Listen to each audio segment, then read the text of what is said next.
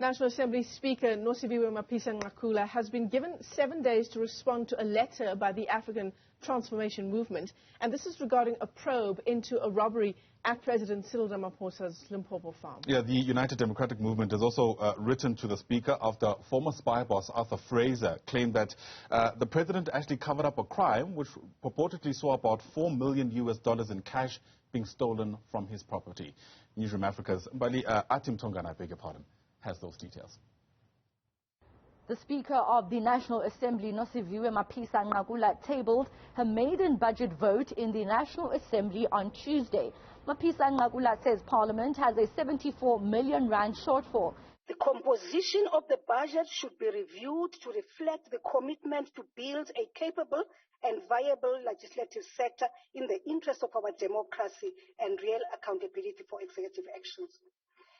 Chair, the total budget obligations for Parliament as submitted to the National Treasury was 2.757 billion. The allocation received from National Treasury amounts to 2.683 billion. Mapisa-Nqakula says they are far from knowing how much money would be needed to refurbish Parliament following the devastating fire. We are at a point where Public Works is still conducting an assessment. I'm sure you are aware that DPWI has conducted a company called Kuha, and that company has been doing the work of actually making a determination, firstly, whether in fact we'll be able to ever go back in there, the extent of the damage, and what are the implications, what would be the implications financially if we were to rebuild Parliament. Mapisa-Nqakula also mentioned that Parliament's research unit is currently looking at how Parliament will be processing the State Capture Commission reports that have been handed over to the President so far. Based on legal advice received, Parliament has already commenced work on the third and the fourth reports.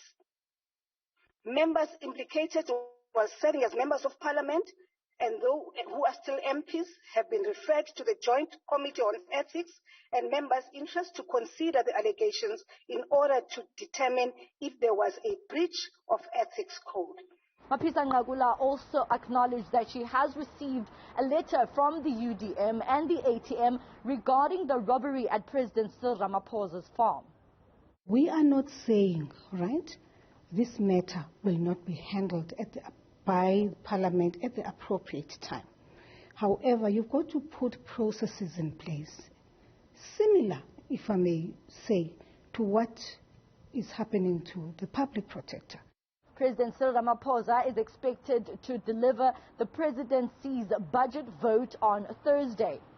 And then on Friday, a debate is expected to take place following the parliamentary budget vote for the presidency's allocation for this particular financial year. For Newzroom Afrika on Channel 405, I'm Athi Mtongana in Parliament.